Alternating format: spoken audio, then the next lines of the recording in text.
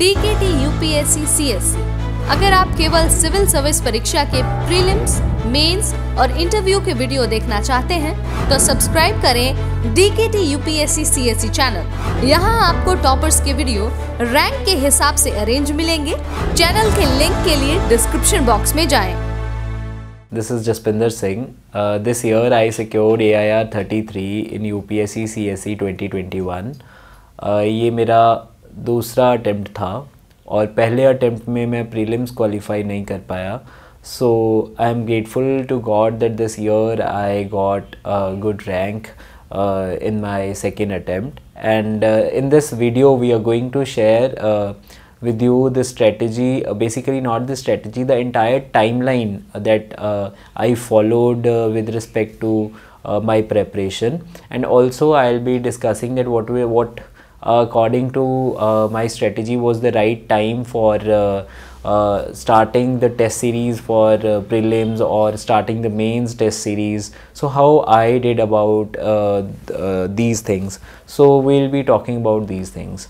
So let's begin that my preparation, the serious mode of my preparation, it started in 2019 after I completed my graduation from Punjab University, Chandigarh. And after my graduation, I started preparing seriously. But I want to mention here that during my graduation, I used to read NCERTs, I used to make notes at some institute there in Chandigarh. But at that point of time, I was more of involved and occupied by the activities of my college and of my university. So it was not like sole preparation for UPS. It was just a reading of NCERTs whenever I got time. And later on in 2019, I moved to Delhi, and here I joined coaching and at Wajiram and Ravi, and it started in 2019's July. And from July month I began the serious preparation. I started reading newspaper religiously, and also side by side I was completing the readings of NCERTs and basic books. The basic books, I followed the conventional sources. It's not that I followed internet or YouTube. I followed basic books that normally the toppers recommend, and all those basic books I read them once. And then later on also side by side I was doing this my optional was law, and daily I used to give time to my law for first 3-4 months, and by the month of say end of November my law optional was about to complete. It took me first few days of December as well to complete my law optional. But I want to tell here that I started giving my prelims tests after my good portion of GS was complete. Say in October or November month I started attempting sectional mock test for prelims at Wajiram and Ravi itself. And later on also I thought after my law optional was complete, I started a test series in month of December, mid of December, and it lasted till month of January. So this was in 2019 and 2020's January that I was writing mains के लिए optional की law की test series. And साथ I was writing mock tests as well. Those were like weekly or after 2 weeks. So I used to have prelims के mock tests. So that is how it went. And if I talk about when I started writing answer for mains, so it was again after substantive part of my GS study was over, and it was in the month of November, end of November, and in December that I started writing answers. Those answers were not written by me on regular basis. I wrote them say for 10 or 15 days, and then there was a full stop that I stopped writing GS answers. Then it was that I wrote 3 answers daily, and those were uploaded on Wajiram's portal, but I was not very regular with respect to this practice. And later on in 2020's March, when we are supposed to start our preparation solely for the prelims, so there was this pandemic, coronavirus lockdown, and I had to move to my home. And because of certain happenings, the paper got postponed, and I joined mains test series in month of June because paper postponed to October. I was not very sincere during the lockdown period with respect to my mock test series. I think I should have been more serious. Rather, I started focusing on mains test series. I joined mains test series of Vision IS and I wrote few sectional tests, and then it was August and I slowly started preparing for prelims. But I couldn't qualify that attempt of prelims, and I want to tell the lacuna here that the lacuna here was the lack of a number of mock tests given by me for the prelims test. So I suggest that for 3 months just before your prelims, mock tests for prelims must be attempted, and they must be attempted diligently, and one must do them very seriously and also analyze them. उनको analyze करना बहुत ज़रूरी है. जब वो analysis करोगे तो आपको पता चलेगा कि आपकी कमियां कहाँ पे हैं और कहाँ पे आप लोगों ने इम्प्रूव करना है. सो ये ऐसा नहीं है कि टेस्ट दे दिया और उसको वहीं पे छोड़ दिया. So that is very wrong approach. Test देना है, उसके बाद देखना है कि मेरे कौन से स्ट्रॉन्ग एरियाज़ हैं, मेरे कौन से वीक एरियाज़ हैं. अगर आप वो सब करोगे, अगर आप वो सब देखोगे, so you will be improving day by day. So मुझे मेरे दूसरे अटेम्प्ट में बताया गया कि आपको 60 मॉक टेस्ट देने हैं और उनमें से एटलीस्ट से 20-25 आपको फुल टेस्ट का एनालिसिस करना है. तो आई स्टार्टेड विद दिस कि मैं 60 मॉक टेस्ट दूंगा, बट मैं 35 के आसपास मॉक टेस्ट लगा पाया था तब मेरे दूसरे प्रीलिम से पहले. सो दिस वाज दैट मैंने, लेकिन वो जो 30 से 35 मॉक टेस्ट लगाए, I was very diligent with respect to that. I used to sit at the actual timings that is there in the actual paper. So जैसे मैं 9:30 से 11:30 आई यूज टू सिट और to write the mock test. Then I used to read the newspaper. Later on I used to analyze it. So that was very important for me, that I should simulate prelims tests, and I did it, and the things worked. I was getting good marks in my mock test. It's very important that you take your mock test very seriously. You take them as if it is your actual prelims test. And when you have your actual prelims test, you will be having lesser anxiety. Yes, anxiety will be there, but it will not be something new for you, because you have already given, say, 60 mock tests. I just gave 35, but I suggest you guys to give at least 60 mock tests. Solely devote, if you are first timer, solely devote 3 months to prelims. So अगर आप ऐसा करते हो, so और diligently करते हो, तो it is sure that you will be like crossing the cut off for the prelims. So ये ज़रूरी हो जाता है. और मैं अगर मेंस की बात करूँ, तो मैंने मेंस की test series after failing my first prelims, मैंने तब ऐसे तैयारी की थी मेंस के लिए कि मेरा जैसे एक्चुअल में पेपर हो मेंस का उस बार. सो मैं किसी भी जो भी लोग अपना प्रीलिम्स एक बार ठीक ठाक नंबर से नहीं क्लियर कर पाते, से वो कट ऑफ के आसपास होते हैं, तो उनको आई बिलीव ज़्यादा तैयारी मेंस के ऊपर करनी चाहिए immediately after failing the prelims attempt. By doing this you will not be saturated with just prelims preparation for the entire year.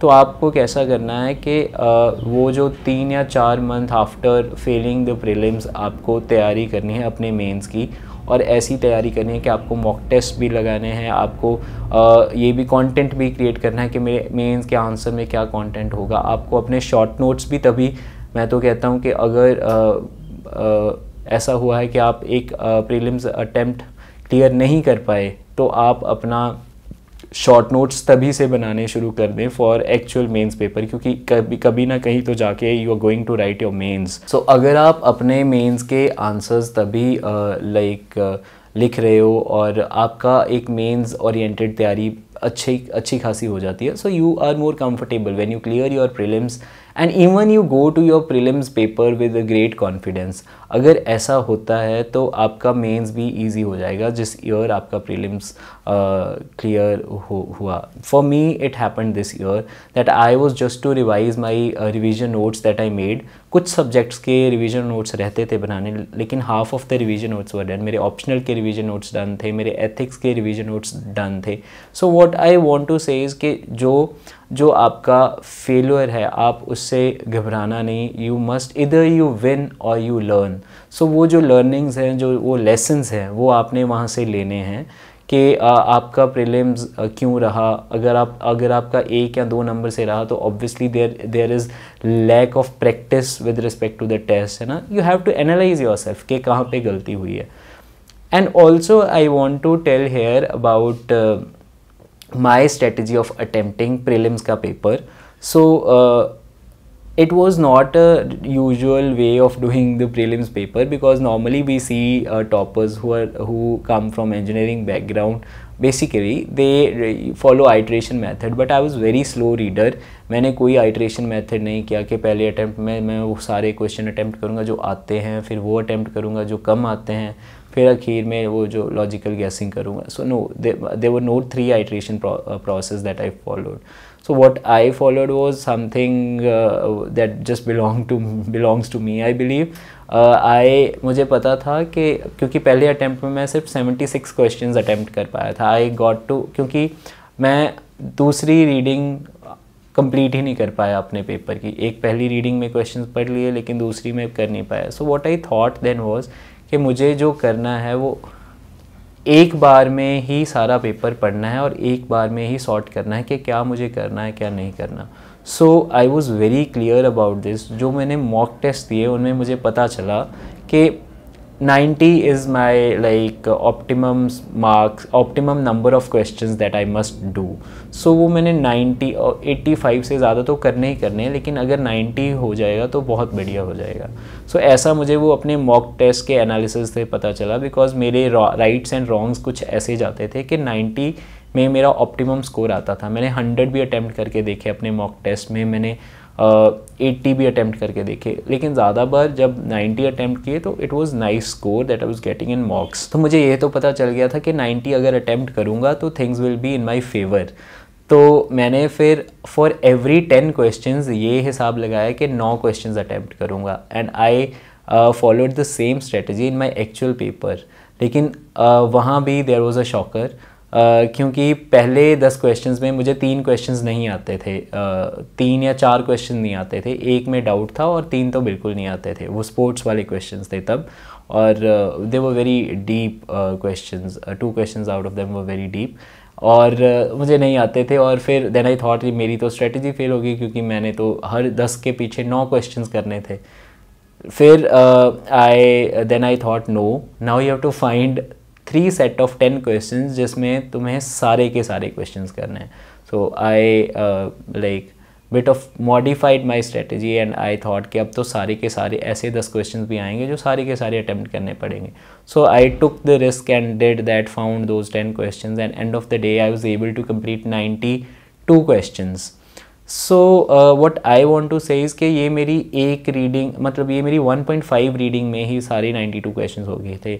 How I can say 1.5 is because पहली reading में मैं ज़्यादा से ज़्यादा से 10 में से 9 क्वेश्चन अटैम्प्ट करने की कोशिश करता था, लेकिन कई बार 1 या 2 क्वेश्चंस रह जाते हैं जिनमें आपको डाउट होता है. So for them I tried कि वो कम से कम हो, लाइक 1 या 2 हों, या फॉर एवरी 20 क्वेश्चन 1 या 2 डाउटफुल केसेस हों, तो वो बाद में 15 मिनट या 10 मिनट में हो जाए. सो आई थॉट कि वो क्वेश्चंस बाद में करूँगा, और मैंने ऐसा ही किया. एक रीडिंग में सारा पेपर कर लिया, काफ़ी क्वेश्चंस कर लिए, 80+ क्वेश्चंस कर लिए. और फिर फॉर द लास्ट जो डाउटफुल केसेस थे ऐसे वो क्वेश्चंस कर लिए, और इससे मेरे 92 क्वेश्चंस हो गए, approximately 92 questions that I attempted. So that is my strategy how I से did my prelims this year, and I got 108 marks when the cutoff was 87. So this really worked for me. So it is not necessary that you have to follow the very conventional method of solving your prelims paper कि iteration 1 फिर iteration 2 फिर iteration 3. what I want to conclude here is that you should see that what is suiting you. आपको ये जानना चाहिए कि आपको क्या सूट कर रहा है. अगर आप ऐसा कर पाते हो और अगर आप उसमें you are going to give your best, so then your results will be showing कि आप अच्छे मार्क्स लेके आ रहे हो, right?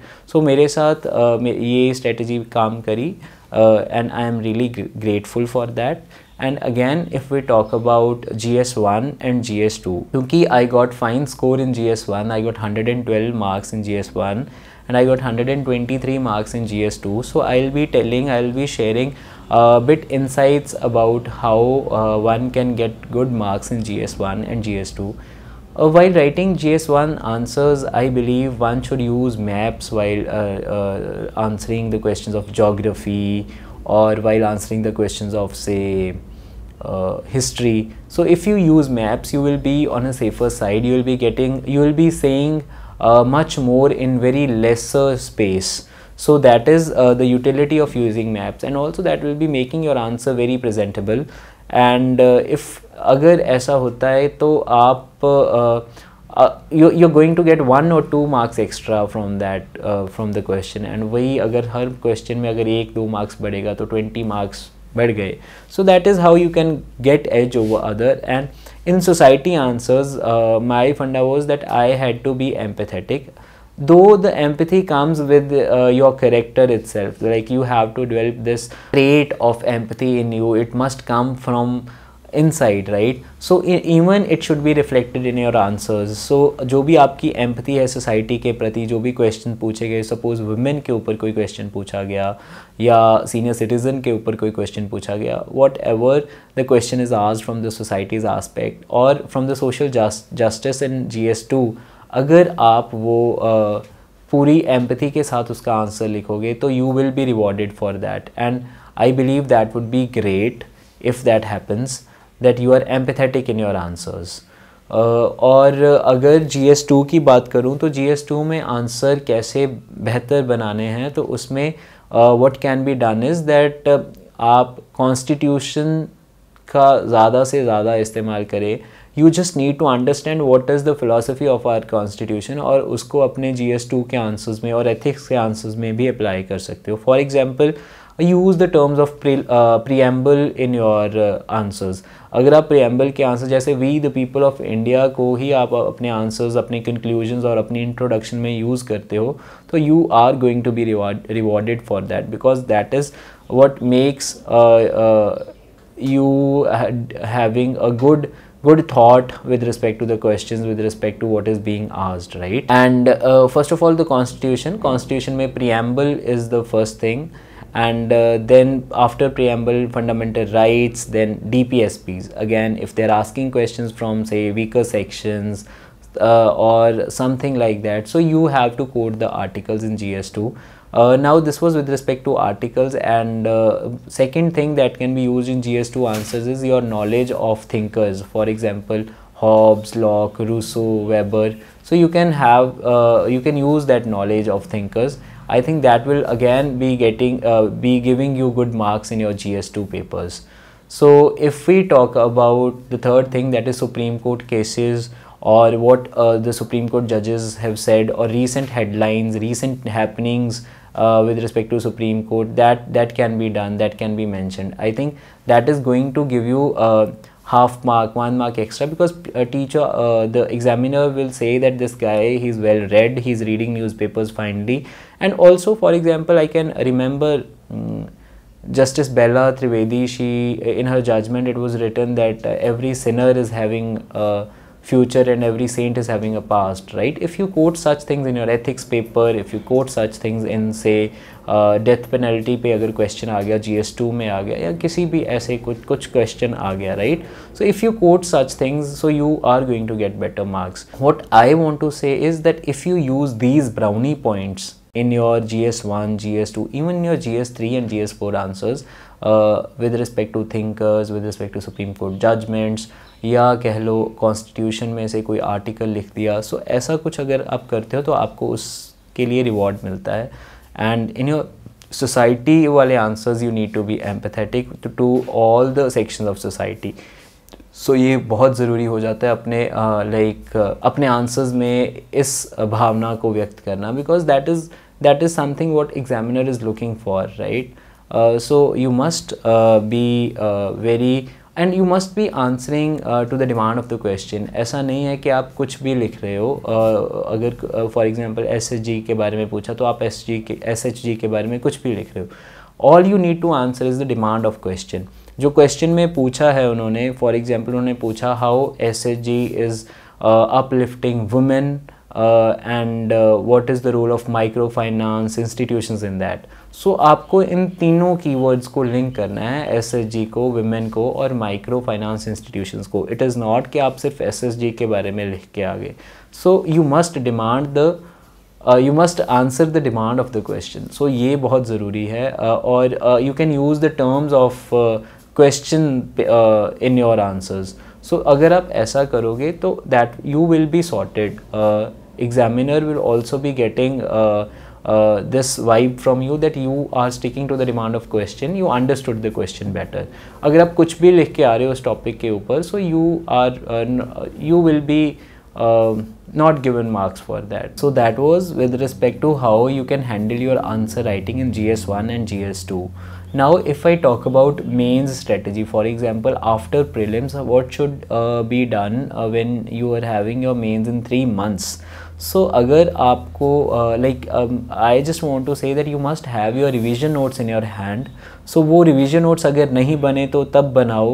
When you are revising for your mains, make your revision notes so that end of the day, just before the paper, you can have a glance at your revision notes. वो 3-4 बार जब वो revision notes पढ़ लोगे तो आपके लिए आसान हो जाएगा कि क्या करना है, राइट. सो अगर नोट्स मेकिंग की बात करें कि how to make revision notes, तो उसमें ये है कि you have to look into the syllabus first and previous year questions. Syllabus में जो सब टॉपिक लिखा है that you have to write से उसके ऊपर आपको सारे आस्पेक्ट कवर करके 1 या 1.5 पेज पे कर लेना है, right. So every aspect of syllabus, every point, every word of syllabus must be having something on a piece of paper. तो अगर आपके पास वो है तो आप उसको बार बार पढ़ोगे, बार बार देखोगे और रिवाइज करोगे. वो मैं रिवीजन नोट्स की बात कर रहा हूँ, because everybody is having notes. अब नोट्स में से रिवीजन नोट्स बनाने हैं, वो नोट्स सिलेबस के हिसाब से बनेंगे. वो नोट्स अपने नोट्स, वो revision notes don't just minimize your notes, right. वो अपने नोट्स का एक छोटा वर्जन नहीं बनाना. You have to make revision notes for the syllabus. Be very clear with respect to this कि सिलेबस के लिए आप लोग अपने रिवीजन नोट्स बना रहे हो, वो छोटा वर्जन बना रहे हो अपने नोट्स का, वो हर एक टॉपिक के लिए. फॉर एग्जांपल लाइन वाइज शुरू हो जाओ, इकोनॉमिक्स में से शुरू हो जाओ या किसी भी ऐसे सब्जेक्ट में से, from wherever you want to. So अगर आप ऐसा करते हो, रिवीजन नोट्स हैं, so your strategy should be to first revise, then make revision notes, then revise from those revision notes and then give the mock test. So फिर से mock test की ज़रूरत बहुत ज़्यादा है, because you get to know कि how much you are scoring in the mock test, कहाँ आप लोग improve कर सकते हो, कहाँ आप लोग ऑलरेडी बेहतर हो, कि कौन सी आपकी स्ट्रेंथ्स हैं, कौन सी आपकी वीकनेसेस हैं. वीकनेसेस पे काम करना है, स्ट्रेंथ्स को मेंटेन कर रखना है. So that can be done in your mock test, right. So I join mock test after my second prelims when I clear the prelims. तो मैंने ज्वाइन किया, मैंने फोरम IS पे ज्वाइन किया दूसरी बार. और इट वॉज़ लाइक कि मैंने बहुत कुछ सीखा अपने मॉक टेस्ट से. मेरे पहले मॉक टेस्ट में कम मार्क्स आए, फिर कैसे इम्प्रूव किया, फिर अपने मेंटर्स को पेन कॉल की कि मुझे ये नहीं आता, वो नहीं आता, राइट, कहाँ से मैं मार्क्स लूँ. फिर उन्होंने कुछ कमियाँ बताई, फिर मैंने उन कमियों पे इम्प्रूव किया. So that is very important that you improve piece by piece. आपको पहले अपनी गलती पहचाननी है, then you have to improve upon those mistakes, right.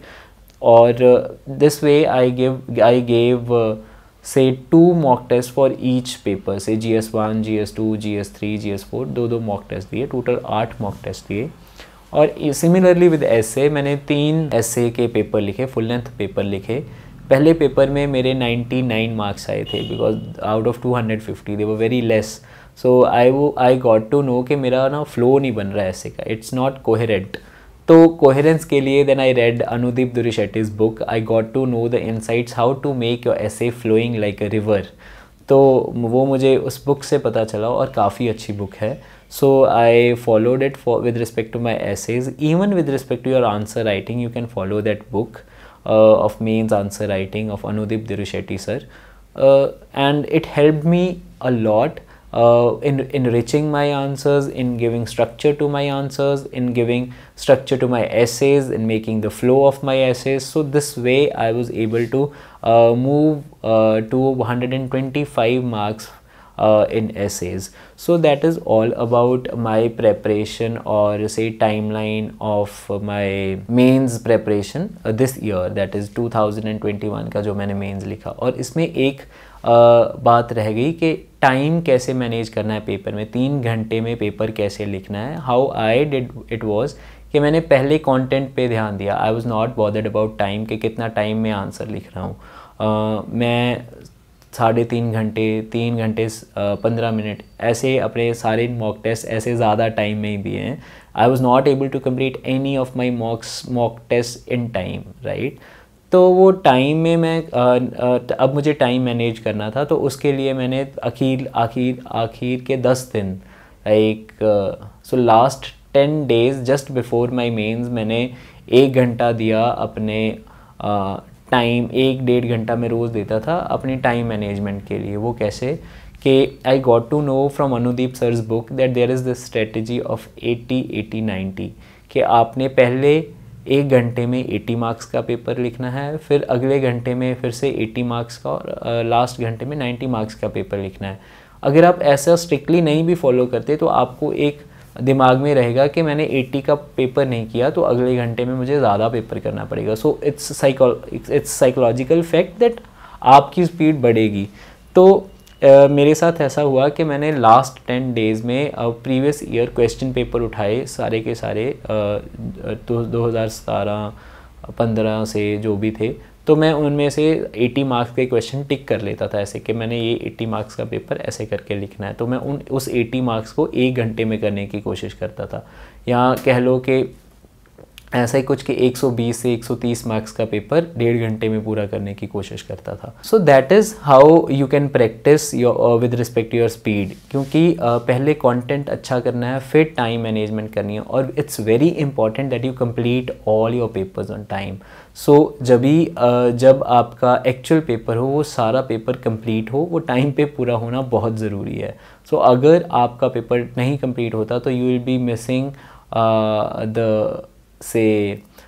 Missing your name in the merit list, right. So वो आपको अगर पेपर पूरा करते हो तो आपको इंटरव्यू कॉल तो पक्का आएगी. सो that is what I have heard from the seniors around, and that is what I suggest कि पेपर पूरा करना सीखिए, कंटेंट पहले डेवलप कीजिए, फिर टाइम मैनेजमेंट कीजिए, और फिर अपना पेपर सारे के सारे क्वेश्चंस टाइम के हिसाब से लिखिए. और ऐसे I was able to get through my mains. And if I talk about my interview, तो इंटरव्यू के लिए it was like a long journey, क्योंकि रिज़ल्ट की वेट करना बहुत it gets so like long when you are waiting for your results. So result काफ़ी late आते हैं, लाइक 2 महीने के बाद रिज़ल्ट आया in March, right. So till then I read few books, I went here and there, I relaxed, right. लेकिन जब result आया तो उससे पहले मैंने 2 बुक्स पढ़ी थी. एक तो the poor economics by Nobel prize winner mister Banerjee, Abhijit Banerjee, and Esther Duflo. And also I read the power of subconscious mind. वो काफ़ी अच्छी एक बुक थी मेरे लिए. दोनों बुक्स काफ़ी अच्छी थी. I got good insights of what is happening around, और what is the power of your mind. So वो पावर ऑफ माइंड के लिए मैंने वो बुक पढ़ी. It was really good. और उसके बाद जब रिज़ल्ट आया, then I had to prepare for my interview. So I was preparing for my interview. वो डैफ भरा. So after filling the DAF I went for DAF analysis to various coaching institutes. काफ़ी सारे मैंने मॉक्स लगाए. मैंने approximately 15 mock interviews लगाए होंगे. But I recommend not to go for 15 mocks. आप 3 से 4 मैक्सिमम 5 मॉक इंटरव्यूज़ दीजिए, ज़्यादा मॉक इंटरव्यूज़ मत दीजिए, बिकॉज फिर आपका जो पीक है वो आपकी मॉक इंटरव्यूज़ में आ जाएगा. मेरे साथ ऐसा हुआ कि मेरे जो बेस्ट परफॉर्मेंसेस थे वो मैंने मॉक इंटरव्यूज़ में दे दी, और बाद में आई गॉट लिटिल कैजुअल के ठीक है हो जाएगा. Had I done like rational number of मॉक्स, तो like my interview would have been much better, though I am grateful that this interview was also good, but it could have been better. So what I want to say is कि mock interview ज़रूर दीजिए, लेकिन ज़्यादा 15-20 ऐसा मत कीजिए, just 4-5-6 बस, इससे ज़्यादा interviews please don't go for multiple mock interviews. Then you will be coached, you will be trained. आप अपना जो आप हो वो प्रेजेंट करने की बजाय जो आपको ट्रेनिंग दी गई है या कोचिंग दी गई है वो आप वैसे बन जाओगे. वैसे नहीं बनना. Just be yourself in your interviews. You are rewarded for being you in your interviews.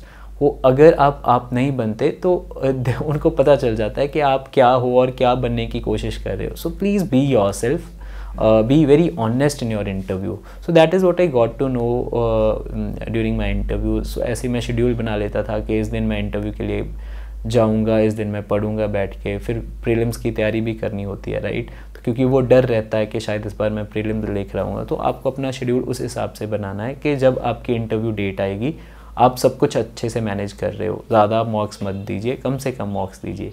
So that is all with respect to my preparation, my journey. So that was my timeline. That was how I prepared for my papers for UPSC, right? But what I want to suggest in the end is that you should not follow this strategy blindly.